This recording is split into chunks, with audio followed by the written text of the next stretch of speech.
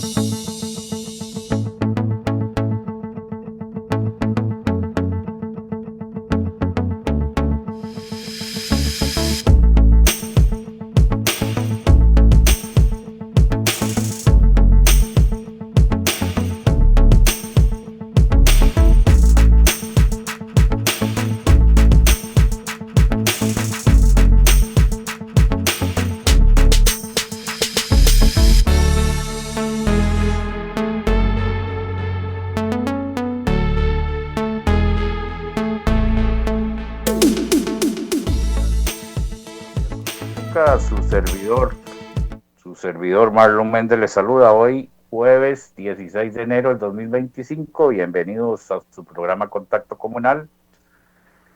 Gracias a Dios por el don de la vida, el trabajo, a nuestros patrocinadores que hacen posible este espacio que se transmite lunes a sábado de 11 a 12 mediodía. El saludo ahí a Andy Torres en cabina y a nuestro compañero y colaborador José Domínguez ahí en Goicoechea. Bueno, hoy tenemos un programa muy interesante. Vamos a compartir estos 40 minutos con Juan Carlos Hidalgo, precandidato al Partido Unidad Social Cristiana. Buenos días, don Juan Carlos. Bienvenido a su programa Contacto Comunal. Buenos días. Muchas gracias por la oportunidad de estar con ustedes. Excelente. Bueno, vamos a sacarle el mejor provecho a estos minutos, Juan Carlos. Yo sé que los temas son muy amplios. Felicidades porque, bueno, ya estás apostando por tu experiencia, por tu apoyo en el partido, a ser precandidato. Así es, ¿verdad? Ya tomaste la decisión, el apoyo de una gran base del partido. ¿Y cómo ves esta opción ahora, Juan Carlos? Bueno, buenos días a todos. El pasado domingo hice el anuncio de mi precandidatura presidencial en un salón con más de 1,000 personas aquí en San José. La verdad es que me siento muy optimista, muy contento, muy motivado. Recibí el apoyo de todas las estructuras del partido importantes a lo largo y ancho del país, las 7 provincias.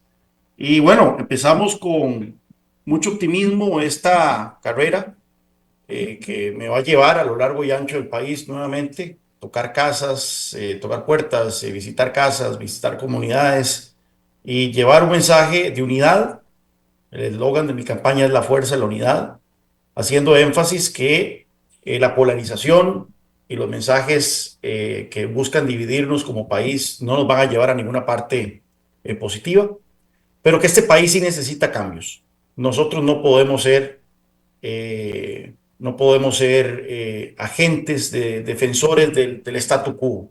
El país está haciendo aguas en muchos frentes, en materia de seguridad, en materia de justicia, en materia de educación, en materia de salud, en materia de oportunidades equitativas de desarrollo en términos regionales. Y no podemos nosotros decirle a los costarricenses que no queremos cambiar nada. Todo lo contrario, hay muchísimas cosas que cambiar en este país. Hay que avanzar una agenda profunda de reformas para atender estos problemas, pero eso no se va a lograr atizando odios, porque eso es contraproducente. Yo siempre he dicho que las formas dan al traste con el fondo de lo que uno quiere hacer. Y en este caso, voy a hacer una campaña de altura, voy a hacer una campaña de ideas, voy a hacer una campaña propositiva, voy a exponer mi visión del país en el próximo año y espero ganarme la confianza de los costarricenses el próximo domingo 1 de febrero del 2026. Don Juan Carlos, lo que vivimos cada 4 años, si usted lograra llegar a ser presidente, y pongo en comparación a don Rodrigo Chávez, que rompió paradigmas, ¿verdad?, con la unidad y liberación bueno, y el que nos gobernó los últimos años, ¿cómo poder salir adelante con todas las buenas ideas que usted tiene? Bueno, lo acaba de decir, hay que haya consenso, que haya unión, pero cada gobierno volvemos, y por eso el país está cansado. Los costarricenses dicen, estamos cansados de que se gasten los recursos porque usted viene con todas las buenas intenciones, don Juan Carlos, de cambiar leyes, de reformar, de quitar a esos benditos mandos medios que siempre salen a relucir. No los conocemos, pero son los que entraban, vamos a ver, yo les llamo los elefanticos blancos, ¿verdad? Intocables, que han estado por muchas décadas ahí y hacen lo que quieren y se ganan ese montón de dinero y el país se estanca. Para lograr todos esos objetivos, y bueno, y lo vemos todos los miércoles con el presidente, respetando que a veces se pasa y abusa y ofende, y eso tampoco es nuestra idiosincrasia como costarricenses. Pero me imagino que dentro de la frustración de él, es decir, tengo toda la buena intención, como usted la tiene, Juan Carlos, si llegara a ser presidente, cómo poder lograr que ese Congreso, esa Asamblea Legislativa, lleguen personas honestas que en realidad no lleguen a ganarse esos 4 millones y todas las ventajas que tienen, si no se quiten esa bandera y luchen por Costa Rica. Qué difícil. ¿Cuál sería la estrategia suya para poder lograr eso? Sí, bueno, aquí tenemos que tener claro una cosa. Apelar a la unión, apelar a un debate de altura, apelar al diálogo, no significa que debemos amarrarnos a la parálisis de la búsqueda de consensos. O sea, el consenso es muy difícil. El consenso significa casi que unanimidad, ¿verdad? Y no vamos a lograr unanimidad en definir qué tipo de políticas queremos implementar. Y aquí hay gente con diferentes visiones de país, diferentes ideologías. Hay gente más de derecha, hay gente más de izquierda, hay gente de centro, hay gente que tiene sus prioridades en otras partes, hay gente que cree que la seguridad es la principal prioridad, otros creen que es el cambio climático. Entonces, buscar un consenso, eso es sinónimo de parálisis. Se requiere liderazgo. Primero que todo, se requiere liderazgo de marcarle una ruta al país y decir qué es lo que queremos hacer, hacia dónde queremos ir. Eso es importante. Pero aquí no estamos inventando el agua tibia. Ya estas cosas se han hecho en el pasado. Costa Rica ha logrado avanzar en muchas cosas a lo largo de los años sin necesidad de recurrir a torpedear la Constitución, sin necesidad de buscar un modelo en donde se acumule poder en una sola persona, sin necesidad recurrir a un país en donde cada vez los odios están más marcados. O sea, sí se puede avanzar en una agenda de desarrollo a través de la democracia que tenemos y hacer cambios efectivos. Eso es lo que tenemos que tener claro. Porque aquí hay una trampa muy complicada. Vea, yo fui analista de políticas públicas sobre América Latina por 14 años. Yo recorrí toda América Latina, conozco todos los países de la región profundamente. Estudié sus historias, sus culturas, sus instituciones, sus modelos políticos. Y le digo una cosa, esta proposición que nos están haciendo hoy en día, de que los problemas del país se resuelven únicamente si le damos poder absoluto a una persona, que eso es lo que nos están diciendo. Esto se resuelve únicamente si en la Asamblea Legislativa hay 40 diputados que le van a hacer caso a una persona. Y todo mágicamente se resolverá. De repente tendremos un sistema judicial eficiente, de repente tendremos seguridad y no estaremos en la peor crisis de seguridad como estamos ahora en la historia. De repente el sistema educativo funcionará, de repente la Caja Costarricense de Seguro Social volverá a ser eficiente. Solo si le damos poder absoluto a una persona, todo se va a resolver. Vea, eso no funciona. Eso no funciona. Ya hemos visto muchísimos ejemplos y lo más frustrante de todo esto es que parece que nadie escarmienta en cabeza ajena, ¿verdad?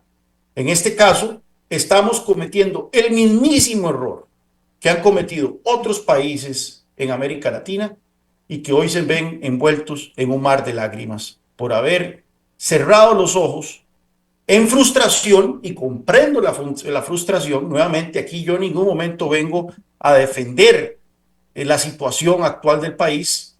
Tengo años de estar en récord a través de entrevistas, a través de columnas, a través de artículos de opinión, criticando las muchas cosas que están mal en este país, pero la solución nunca parte por darle poder absoluto a una sola persona. Eso es un error garrafal que lo han cometido otros países y hoy se arrepienten profundamente. Entonces, esa es la gran decisión que tenemos como país.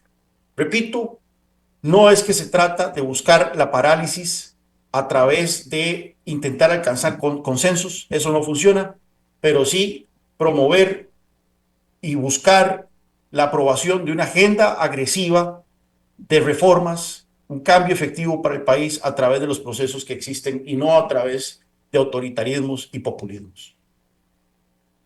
Juan Carlos, usted es prácticamente, de acuerdo a las noticias, la persona que reorientó a su partido, ¿verdad? La Unidad Social Cristiana, y los levantó de las cenizas como a esta liberación nacional, que la liberación no sé cuál va a ser la persona, usted tuvo el valor de agarrar el partido, digamos que sanarlo, no sé si con la ayuda de sus líderes, Calderón, los que fueron presidentes en su época, porque bueno, está bien, yo comprendo que el bipartidismo era ponerse de acuerdo entre dos y ahora es ponerse de acuerdo entre seis, que es más difícil. Y lo más peligroso, Juan Carlos, es que para este nuevo Asamblea Legislativa, con todo el respeto te lo digo, no sé si van a haber 30 partidos, porque la gente, vamos a ver, hay que tener la capacidad para llegar a una asamblea legislativa. Esto no es de hacerse famoso, porque muchos se hacen famosos ahora del día a la mañana, con cualquier estupidez que tomen.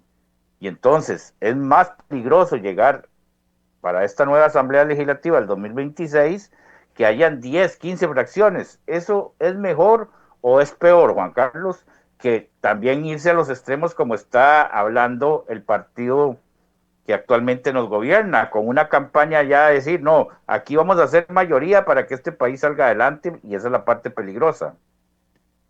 Sí, ahí efectivamente es que los extremos son malos y lamentablemente en este país la sala constitucional es responsable de esta gran fragmentación política que tenemos, porque la sala constitucional ha venido socavando por muchos años las barreras de entrada que existen a la formación de partidos políticos. Hacer un partido político no debería ser tan fácil.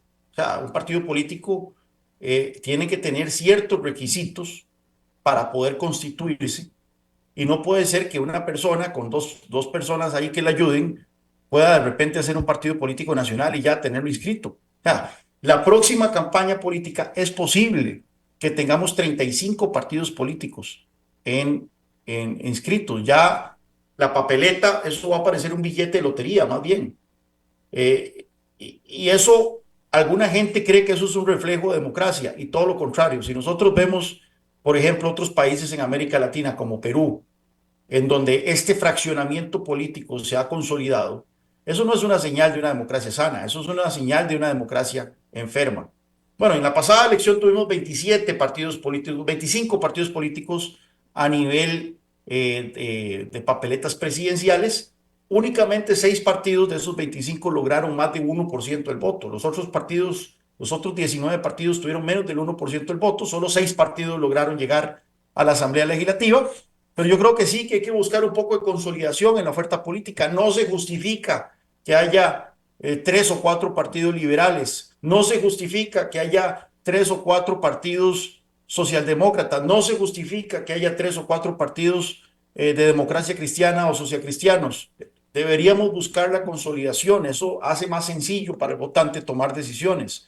Pero bueno, también está claro, y esto lo hemos visto reflejado en las encuestas. Primero, el 80% de los costarricenses no tiene partido político, dicen no simpatizar con ningún partido político, y además la mayoría de los costarricenses dicen que ellos votan por personas, no votan por partidos políticos. Entonces, la figura del candidato es algo determinante a la hora de ver cómo va a tener, qué suerte va a tener un partido político. En este caso, ante este ambiente que estamos viendo, usted bien menciona que el Partido de Unidad Social Cristiana tuvo que hacer cambios importantes a lo interno, porque después de una quinta derrota consecutiva, como la que sufrimos en el 2022, era evidente que o cambiábamos o dejábamos de ser relevantes y podíamos correr el riesgo incluso de desaparecer. No podíamos seguir haciendo campaña tradicional, no podíamos seguir haciendo campaña apelando al orgullo social cristiano, apelando a las grandes obras que ha hecho este partido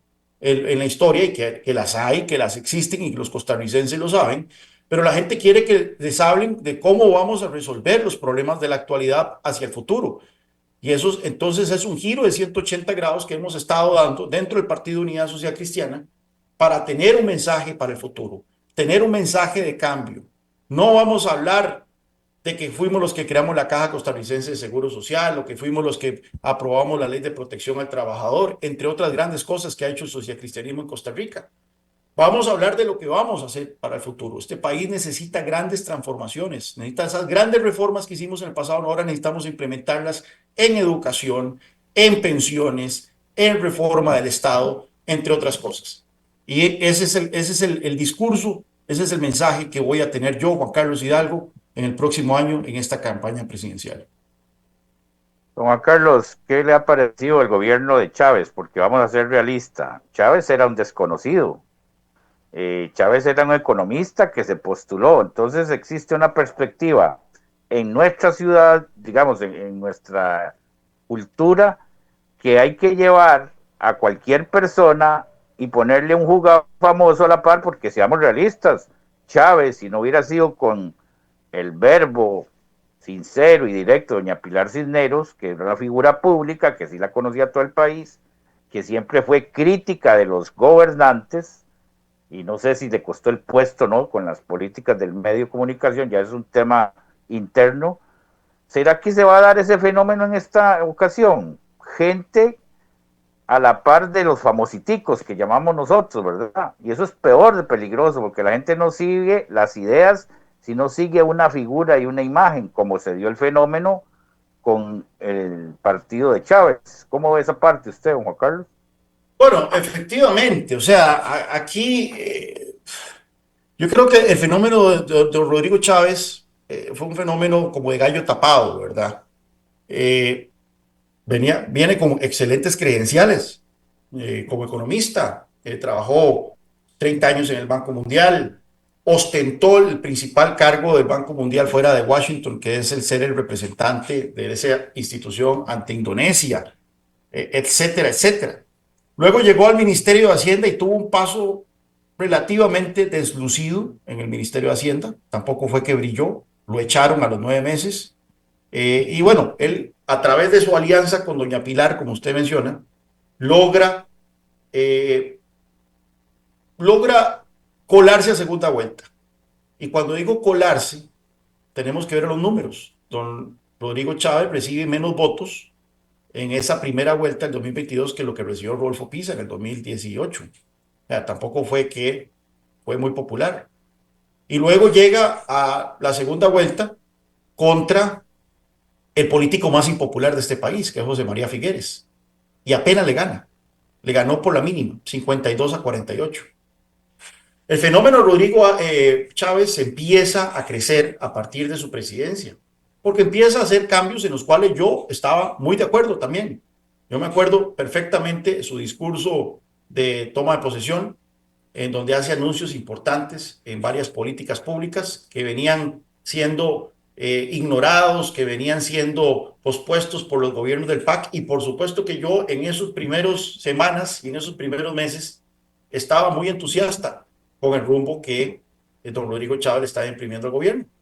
Sin embargo, ya después empecé a ver ciertas señales que me empezaron a preocupar y ya empecé a ver una vocación del presidente por atacar a sus rivales políticos, por tratar de sacarse el clavo, por andar buscando pleitos innecesarios y por concentrarse más en atizar estos odios y divisiones que en sacar adelante las reformas que él dice creer y con las cuales yo estoy de acuerdo. Entonces llega un momento en donde de repente ya el presidente incluso dice, mira, ¿saben qué? Ya yo no voy a desgastarme más enviando proyectos a la Asamblea Legislativa, ya yo no voy a desgastarme más tratando de resolver los problemas de los costarricenses, porque no me dejan. La Asamblea no me aprueba los proyectos, la Corte me los bloquea cuando se aprueban, tengo la Fiscalía en contra, tengo la Contraloría en contra, tengo las universidades estatales en contra, tengo los medios de comunicación en contra, y la verdad es que todo esto se soluciona si en la próxima elección me dan 40 diputados para yo cambiar por completo el ordenamiento constitucional de Costa Rica. Bueno, eso es básicamente el discurso que tenemos actualmente. Eso es básicamente. El problema es que si usted ve cuáles cambios en verdad quiso hacer don Rodrigo en la Asamblea Legislativa, verá que no hubo nunca una agenda robusta de propuestas y de reformas que él haya impulsado. Y cuando la impulsó, contó con el apoyo de partidos como el Partido Unidad Social Cristiana. Por ejemplo, un proyecto que este gobierno impulsó fue flexibilización laboral. Y fue la Unidad Social Cristiana prácticamente el partido que tomó la batuta de ese proyecto de ley, porque es un proyecto de ley que nosotros lo presentamos por primera vez en el gobierno de Miguel Ángel Rodríguez. ¿Qué otros proyectos? Proyectos de seguridad. Todos los proyectos que él ha mandado a la Asamblea Legislativa vienen mal hechos, son inconstitucionales. Es que también hay que cuidar esas cosas, ¿verdad? Entonces ahora él dice, mira, no, la verdad es que ya yo no me voy a molestar. Incluso salió hace poco la noticia de que renunció al objetivo de aumentar la cantidad de efectivos de la fuerza pública en momentos en que estamos sufriendo la peor crisis de seguridad de la historia. Y bueno, ese discurso, deme poder absoluto y yo resuelvo esto, ya lo hemos visto en otras partes y eso no funciona, nunca funciona.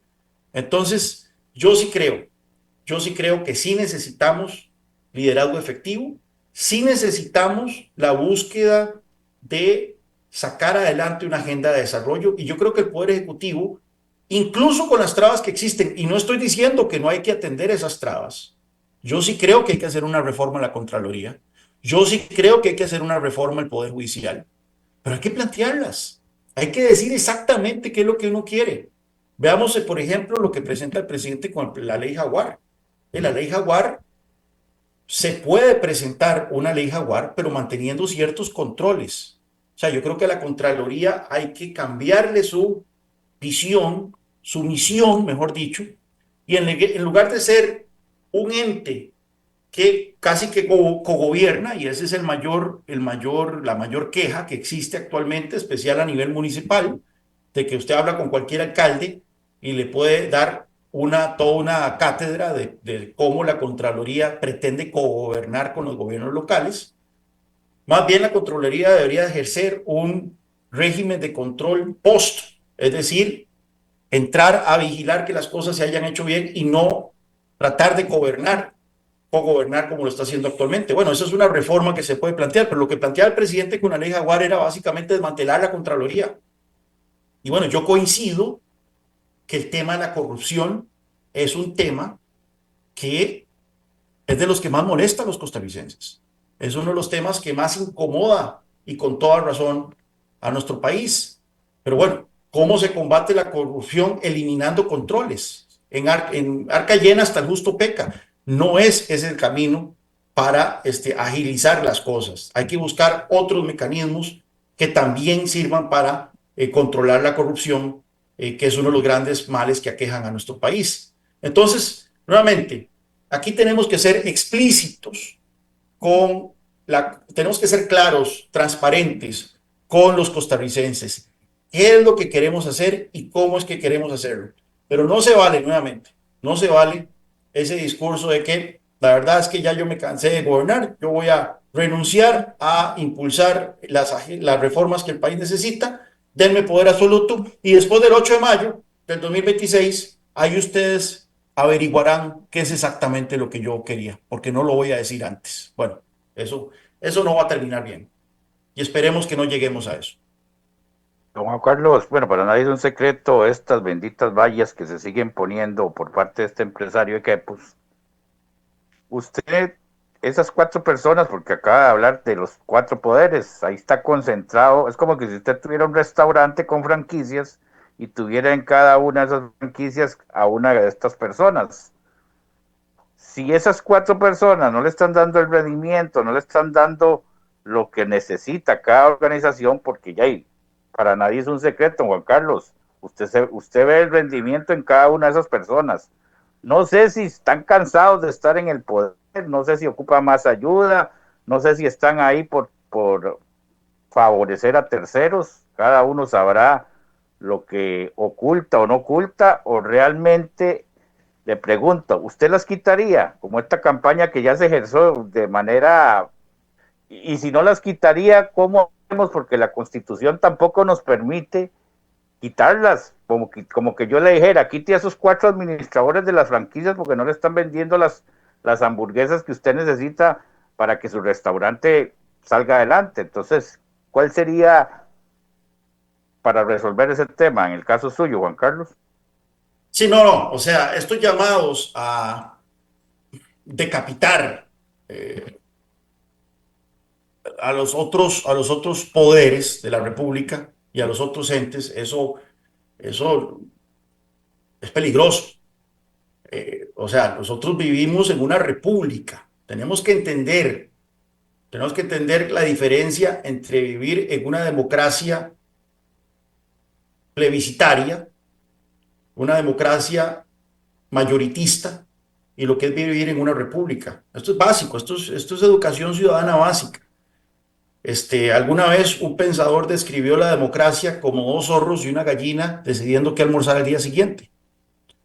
Porque si usted de repente asume esta posición de que aquí las mayorías pueden hacer lo que les da la gana, pues bueno, ya no tenés entonces una república, tenés una republiqueta. Y es exactamente lo que han hecho, lo que hizo Hugo Chávez en Venezuela y lo que han hecho otros autócratas alrededor del mundo. Una república, si bien es una democracia, cuenta con pesos y contrapesos para evitar la acumulación de poder. Y ya podemos entrar un poquito en una clase de historia. La primera república que existe es Estados Unidos. Estados Unidos, cuando se independiza del Reino Unido, empieza una discusión sobre qué tipo de gobierno iban a tener. Y alguna gente decía, mira, deberíamos de tener una monarquía como el país del cual nos acabamos de independizar, o deberíamos de tener una democracia plena como lo fue la antigua Grecia. Y bueno, y estos señores se encerraron por meses a debatir qué tipo de gobierno iban a tener y salieron con una república que es democrática, pero donde también existen los pesos y contrapesos, la independencia de poderes para evitar la acumulación de poder, porque partimos de una máxima histórica: el poder corrompe y el poder absoluto corrompe absolutamente.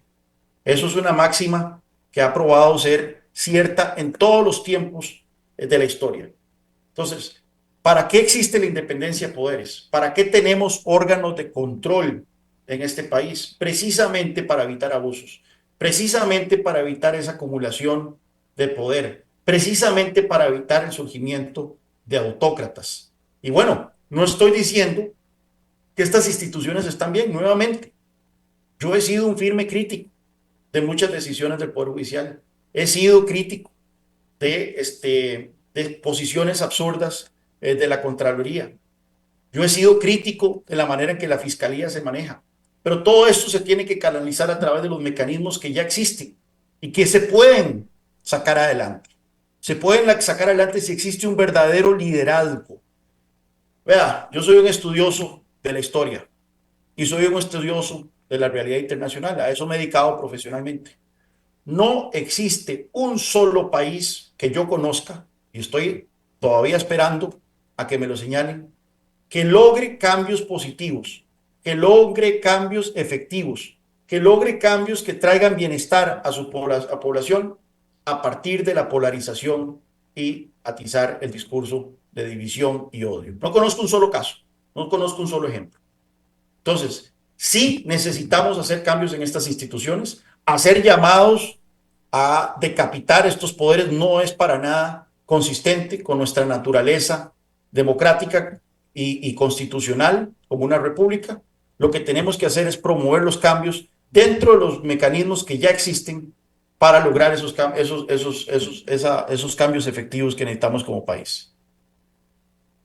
Sí, de hecho, bueno, hace poco una diputada denunció y también fue noticia, y ojalá que no se nos dé en este país, ya, y el mandar a matar, como es común en esos países, que usted matar a un alcalde, matar a alguien que está tratando de sacar el narco, sacar la delincuencia, por lo menos hasta el momento, y espero que este año político no lleguemos a esos extremos, porque sí es cierto que ya entraríamos en un caos de tocar la idiosincrasia del costarricense, ¿verdad? Porque ya hay amenazas de muerte y bueno, ya hay sicariato en el país, ¿verdad, Juan Carlos?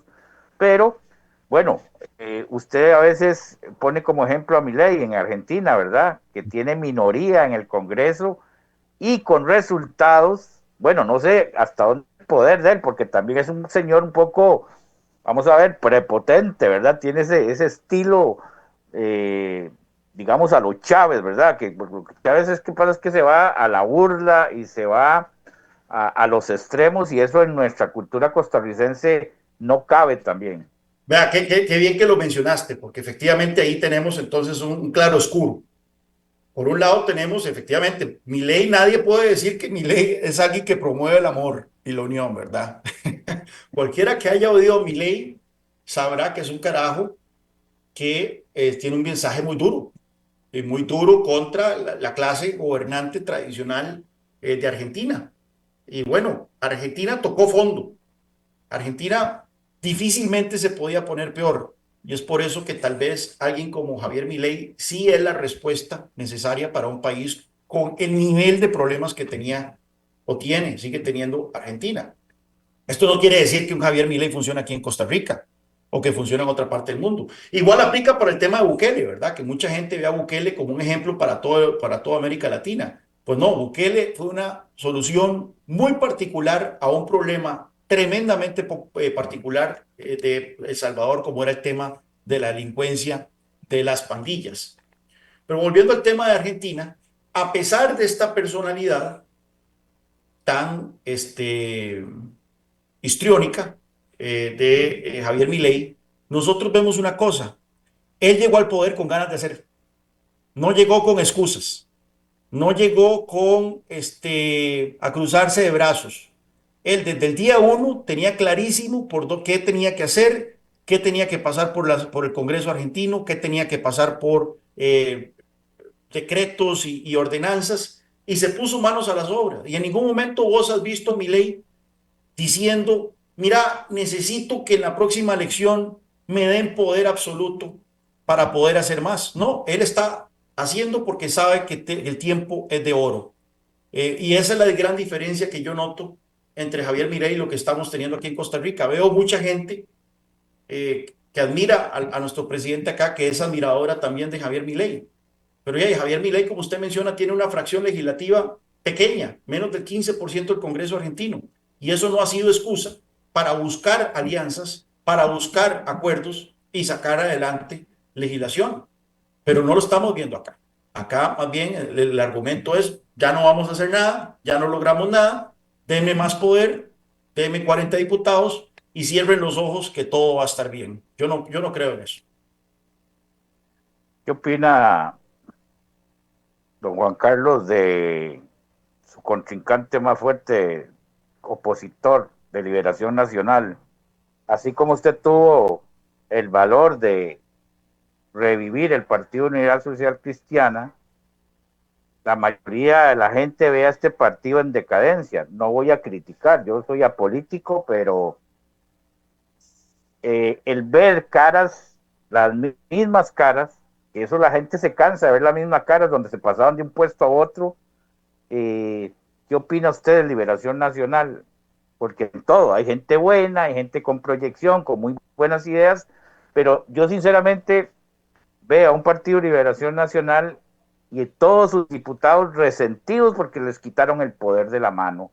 Entonces es el chiquito bravo, resentido que llega y no quiero trabajar, me enojo y no dejo trabajar.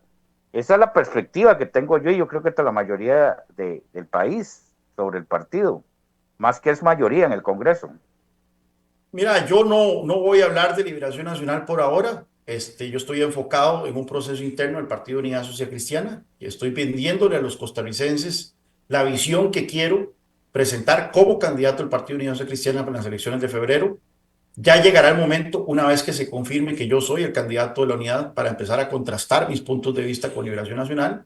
Pero bueno, así como adelanto, coincido ampliamente con esa lectura que usted hace, ¿verdad? Creo que el Partido Liberación Nacional no ha logrado hacer una lectura correcta de los tiempos y se ha quedado casado con un sistema, con un estilo de hacer las cosas que no le está satisfaciendo a los costarricenses.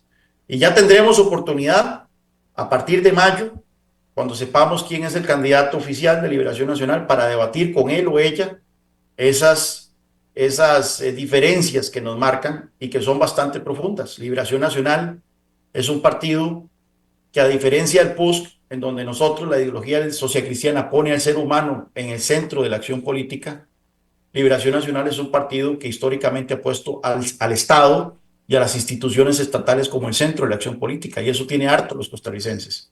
Aquí las personas tienen que estar al centro. Las instituciones no son un fin en sí mismas, son simplemente un medio para mejorar la calidad de vida a los costarricenses. Y si las instituciones fallan, tenemos que replantearnos su continuidad o la manera en que funcionan. Y ese va a ser el debate de fondo que vamos a tener con Liberación Nacional a partir de mayo, pero ahora yo estoy enfocado en ganar la candidatura del Partido de Unidad Social Cristiana. Es una convención abierta, el 27 de abril, cualquier costarricense con su cédula al día puede ir a votar en los centros de votación que se van a abrir en todos los distritos del país. No necesitan ser miembros de la unidad, no necesitan firmar una boleta de adhesión.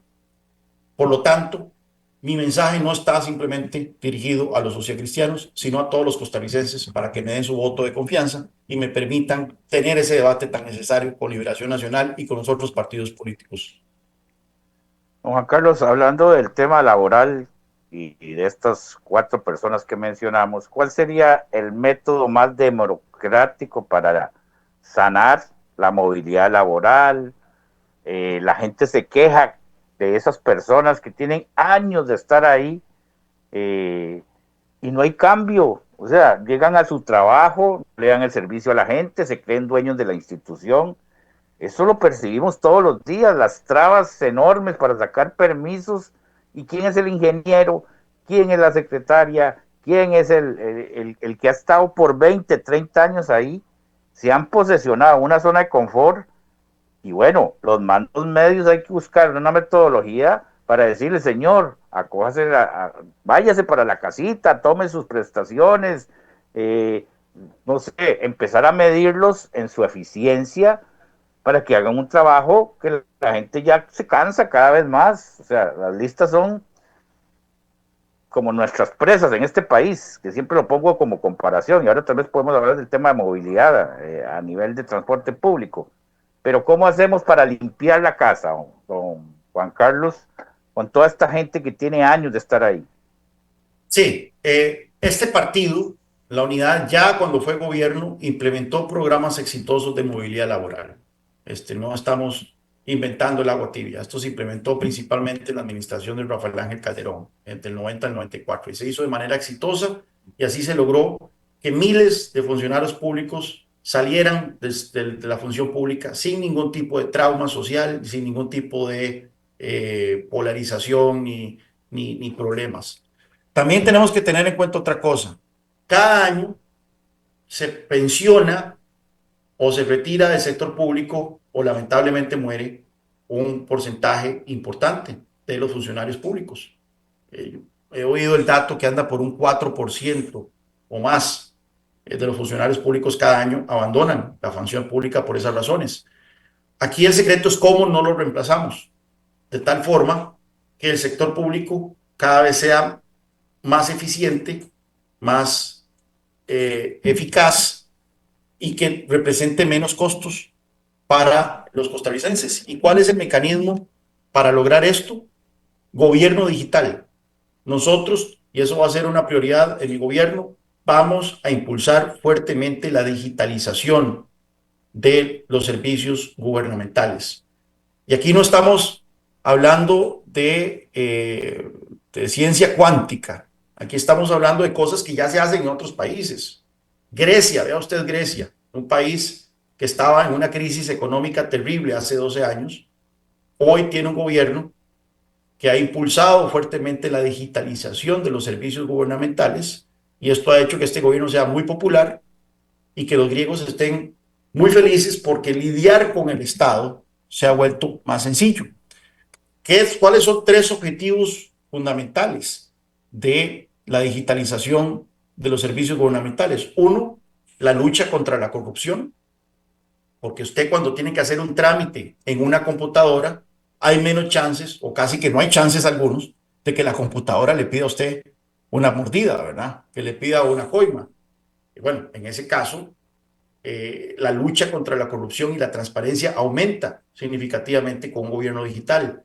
Segundo, los procesos son mucho más fáciles. Ya usted no tiene que ir a entidades del Estado a hacer fila, a aguantar malos tratos, etcétera. Todo lo puede hacer desde la comunidad de su casa o la comunidad de su teléfono.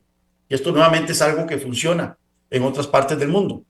Y tercero, volviendo a la pregunta suya, nuevamente, si usted digitaliza el gobierno, toda esa gente que sale anualmente del sector público no tiene la necesidad de ser reemplazado y eso en el mediano plazo es una reforma de Estado. Es una reforma de Estado que achica el costo que tiene el Estado costarricense sobre los hombros de los contribuyentes, que es muy alto. Aquí en Costa Rica pagamos altos impuestos para mantener una burocracia frondosa. Hay que impulsar agresivamente, y eso va a ser una de las prioridades de mi gobierno, un gobierno digital, de tal forma que podamos tener todos estos tres beneficios para los costarricenses. Va a tener don Juan Carlos contrincante. Por ahí se oye al diputado Borges, ¿verdad? Don Leslie, ¿verdad? Que tiene su manera particular tiene una personalidad, vamos a ver, sin ser irrespetuoso, un poco chabacana o no sé, inclusive ha sido muy cuestionado por el tema que a partida de 4.000 millones iban para un montón de escuelas y al final los canalizó. ¿Cómo? No se sabe, pero todos fueron al roble, ¿verdad? Para construir esa escuela, que lógicamente es muy importante, porque bueno, él fue director de ahí, y no vamos a ser críticos, pero entra un tema de malicia indígena, ¿verdad? Que tenemos todos, que dice, ¿cómo se hizo? O sea, y ahí es donde la gente empieza a desconfiar, ayúdame aquí o quítate tú para ponerme yo, entonces queda ese sinsabor, ¿verdad? Él va a ser el candidato opositor suyo para la contienda de esa fecha, o si no hay nadie, prácticamente usted va a asumir las riendas para la presidencia, Juan Carlos.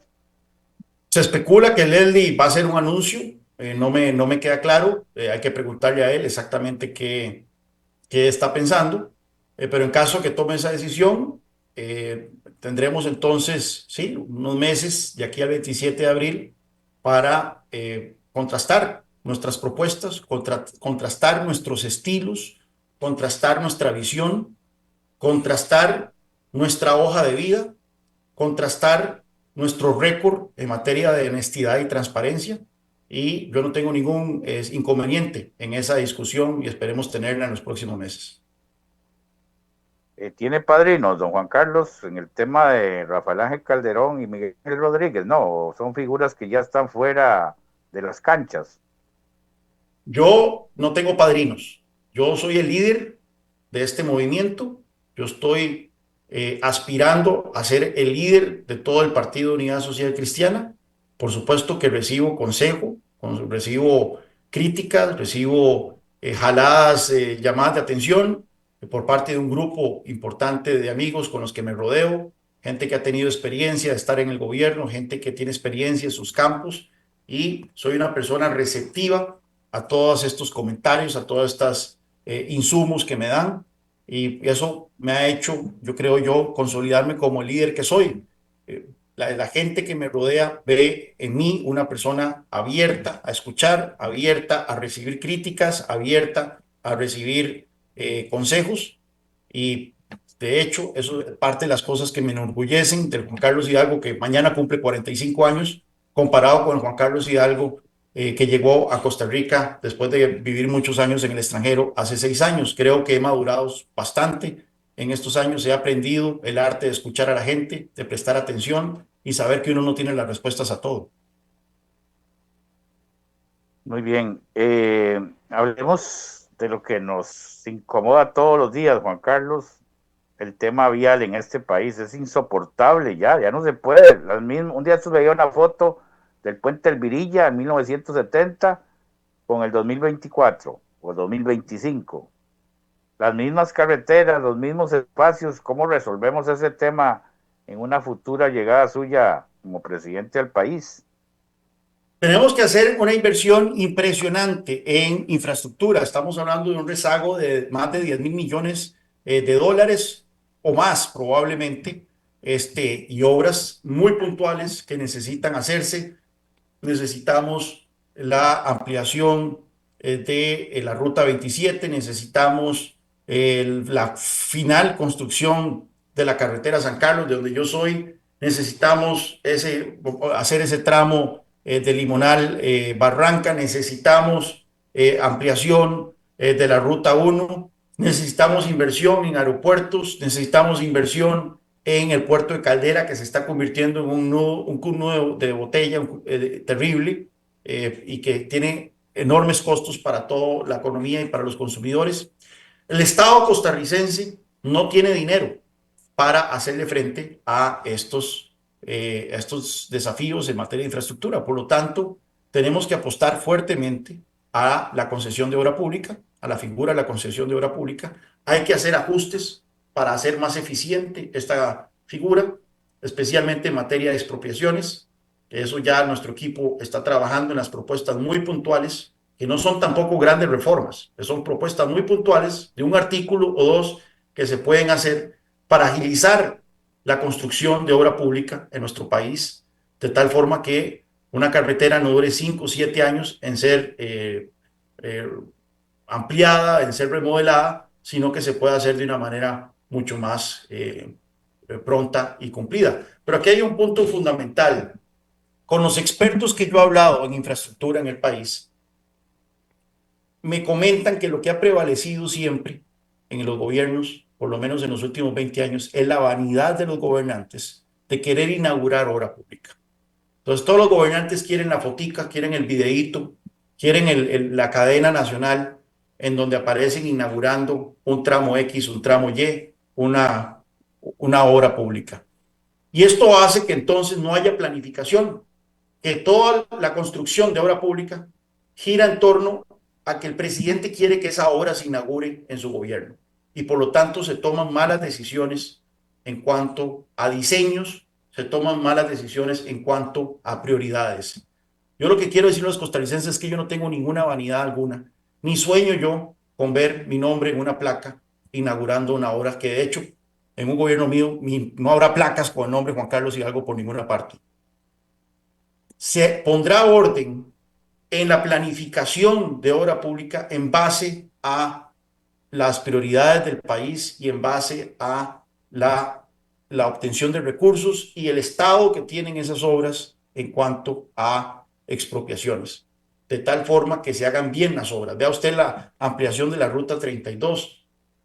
Por la urgencia que tiene este gobierno de inaugurar esa obra antes de que termine, ahora se está cambiando el diseño y se están implementando rotondas en esa ruta que es nuestra principal ruta de exportación hacia los mercados de Estados Unidos y Europa. Entonces, todos los camiones ahora en adelante van a tener que pasar por rotondas en la ruta 32, lo cual augura atrasos, lo cual augura presas, lo cual augura todo tipo de complicaciones. Todo esto porque sabemos que todavía estamos muy atrasados en cuanto a las expropiaciones que faltan y por lo tanto el presidente ha dicho, no, esta carajada se tiene que inaugurar en mi gobierno, yo quiero ser el que salga en la foto y por lo tanto vamos a hacer las cosas mal, pero yo soy el que voy a salir en la foto inaugurando esta obra. Eso hay que cambiarlo.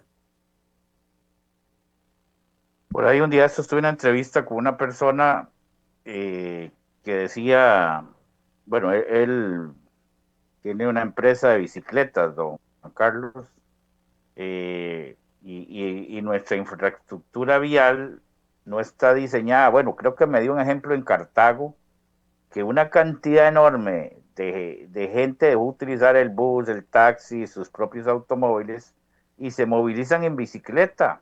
Ayudamos al medio ambiente, hacen ejercicios, pero bueno, aquí no sé si en este país, como les repito, siguen importando carros, sin hablar de nombres, sin hablar de estas empresas, te dan un carro como prestado por un año con el leasing, tome, cambie su carro, déme el otro y este lo coge el otro. O sea, estamos llenos de vehículos, don Juan Carlos, y eso no es criticar, porque la gente tiene que tener 4 o 5 vehículos, lo que no se vale es que esos 4 vehículos vayan a la panadería, otro a la carnicería, otro trae chiquito a la escuela, y ¿qué hacen con nuestras carreteras? Las colapsan. ¿Será que tengamos que llegar, como en estos países, usted que ha tenido la oportunidad de viajar, de utilizar un medio que hace ese ejercicio? Bueno, hay una polémica con las benditas bicimotos, ¿verdad? Que también ahora se metieron sin regularse y es un desorden como todo en este país cuando se abren los portillos, ¿verdad? Pero yo creo que estamos llegando a un punto, don Juan Carlos, que toda esa fuerza laboral en las zonas francas, sobre todo, ya hay, movilícese, porque toman un bus en Alajuela para llegar a Heredia, duran 3 horas para llegar a su destino de trabajo. Eso es frustrante, ¿verdad? Aquí tenemos que buscar un medio efectivo de transporte público, efectivo y acorde a la realidad financiera del país. Tampoco podemos apostar a obras faraónicas. Por ejemplo, el tren que quería impulsar el gobierno anterior, la ex primera dama, que ahora parece que va a ser candidata presidencial del PAC, era una obra que hubiera colapsado el tránsito en San José. Su diseño era pésimo, pero había una necedad por parte del gobierno anterior de impulsar a toda costa este tren, a pesar de que expertos en materia ferroviaria, como mi querido amigo, que Dios descanse, don Miguel Carabaguías, no se cansó de señalar que los diseños de ese proyecto eran tremendamente deficientes y que si se hubiera implementado no solo hubiera sido un elefante blanco financiero, que hubiera quebrado las finanzas estatales, sino que también hubiera colapsado el tránsito en la ciudad de San José. Pero sí necesitamos una opción de transporte público acorde a la realidad económica del país, ¿verdad? Y también acorde a la realidad del país. Y es por eso que se habla de la sectorización en los buses, que también se empezó a implementar en un gobierno social cristiano, pero luego se abandonó. La sectorización del servicio de buses, de tal forma que tengamos más orden en los servicios de los buses en el gran área metropolitana. Y tenemos que ver cómo hacemos para utilizar esa línea, esa vía férrea que existe desde Cartago, ¿verdad? Desde Paraíso hasta Alajuela hasta el momento, para ver cómo construimos alguna opción de transporte público que sea barata. Barata no significa mala, no significa algo deficiente, pero que sea ajustada a la realidad económica del país. Un tren, yo sé que la gente va a Europa y se vive por los trenes, pero lo que no saben es que un tren es muy caro, y no solo es muy caro construirlo, es muy caro mantenerlo. Cualquier persona que ha vivido en una ciudad donde existe metro sabrá que es un sistema de transporte que constantemente se está dañando, constantemente hay que estarlo reparando. Es más, existen muchísimos estudios que demuestran que mantener un metro es más caro que construirlo.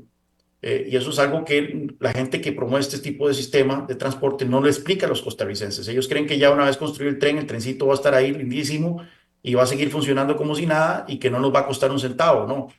La jarana grande más bien empieza ahí, una vez que está construido. Entonces, tenemos que tener esa discusión, pero sí, yo estoy de acuerdo en que tenemos que hacer algo sobre el tema del transporte público. No es aceptable que una persona dure 2 horas llegando a su puesto de trabajo. O sea, San José a veces es una pesadilla, y tenemos que ver cómo lo resolvemos.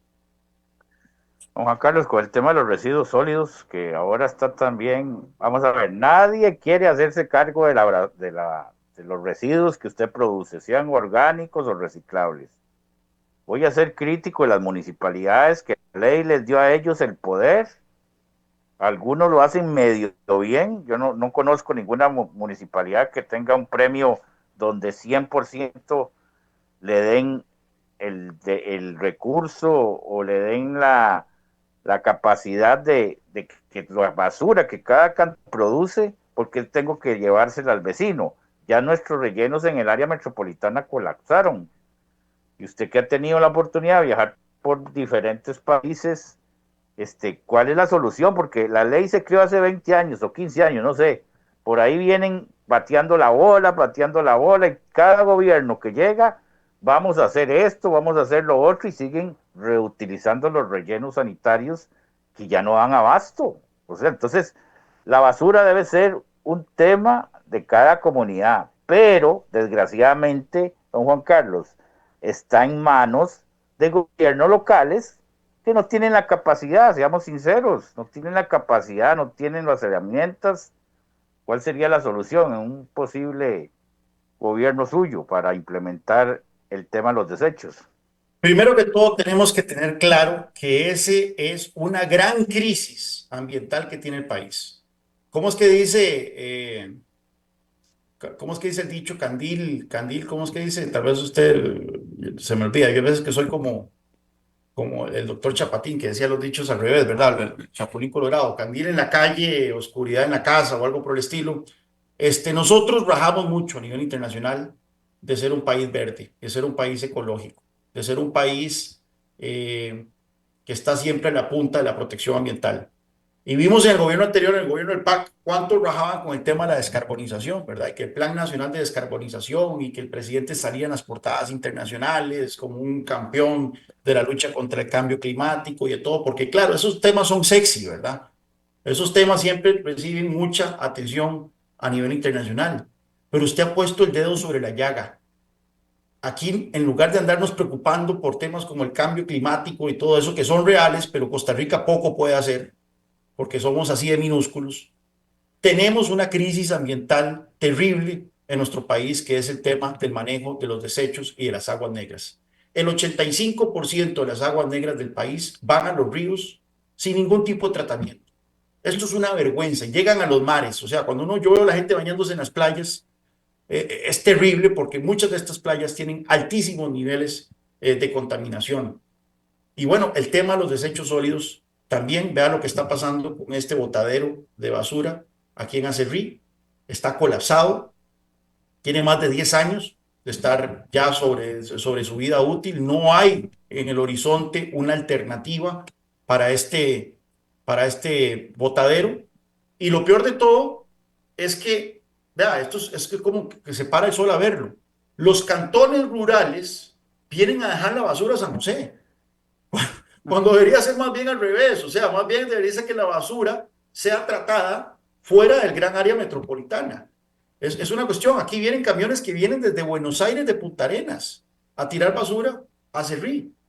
Entonces, aquí tenemos que hacer esto una prioridad absoluta en materia ambiental, y nosotros tenemos un equipo que ya está trabajando en una propuesta. Yo les di la directriz de que el tema del manejo de desechos sólidos es una prioridad en materia ambiental en el próximo gobierno social cristiano. Vamos a tener una propuesta muy contundente al respecto, porque efectivamente no podemos andar rajando en el extranjero de que somos un país verde, que somos un país ecológico, cuando tenemos pésimo tratamiento de basura aquí en el país. Nuestras calles a veces dan asco y no hay una solución en el horizonte, porque simplemente no es un tema sexy, no es un tema al cual a mí no me van a invitar a una conferencia en Europa a ir a hablar sobre cómo resolvimos el tema de la basura, pero sin duda alguna es una solución que merecen los costarricenses.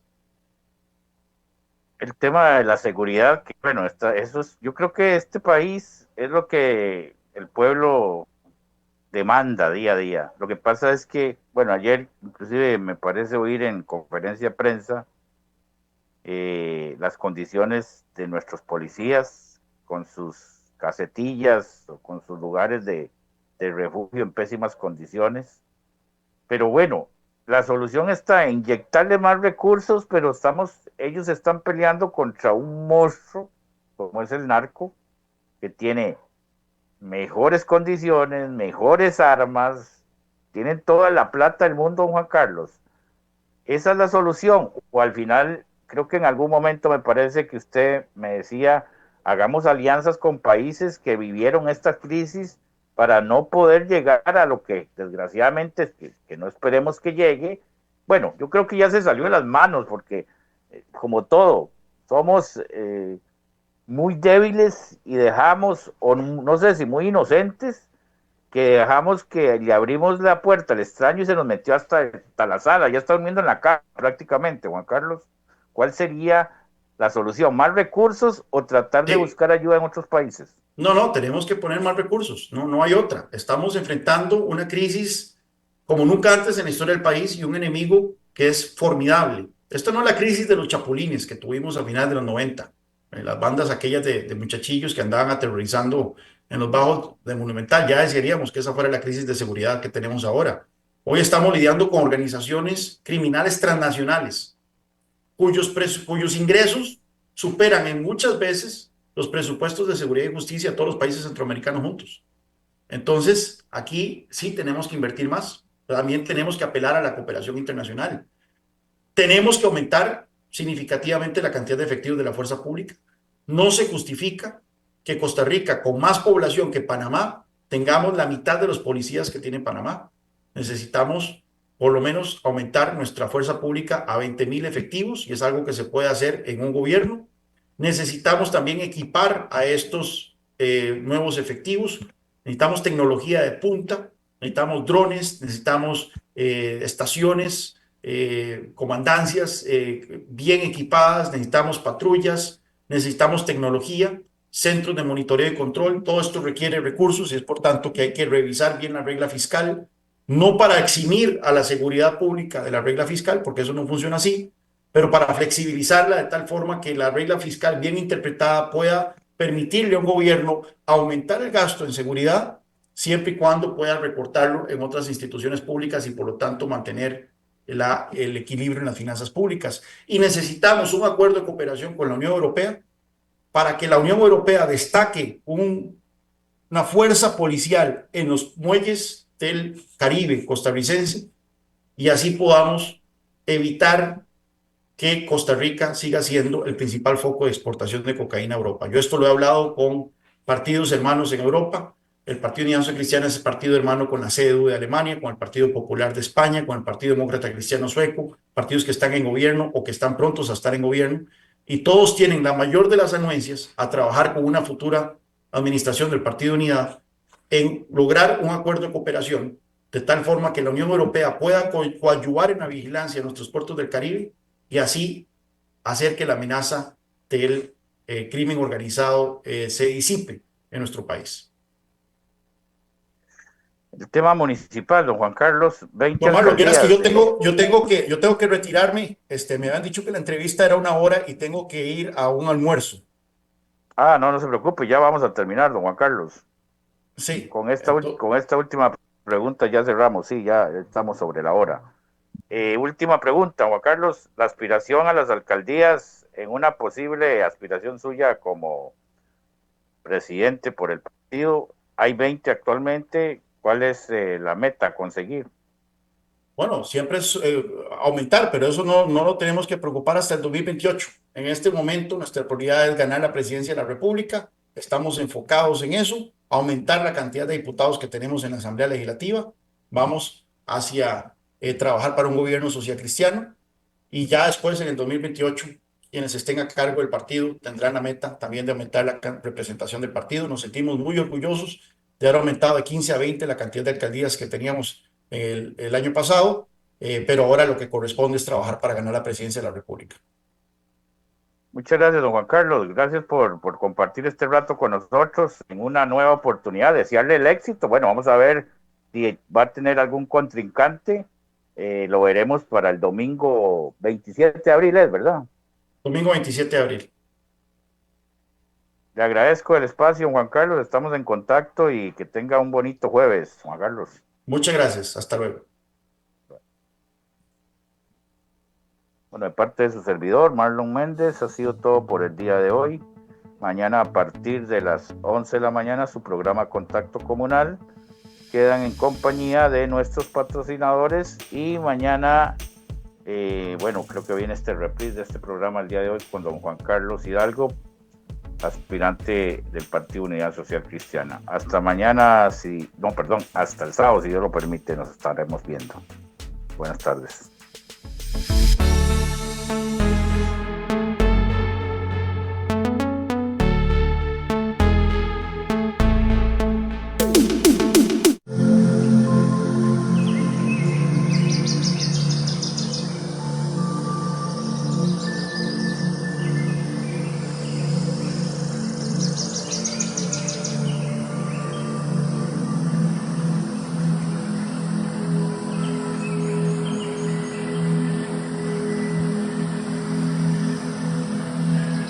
¿Cómo comer rico en proteínas sin vivir pegado a la cocina? Sabemos que la falta de tiempo, creatividad o simplemente pereza te alejan de comer como quisieras. Con nuestro plan Solo Proteína solucionamos eso con 200 gramos de proteína, más de 50 opciones deliciosas y únicas como tortas de carne, pollito con papas, picadillo de plátano verde, 5 opciones por 20,000 colones. Visita hoy meliacr.com.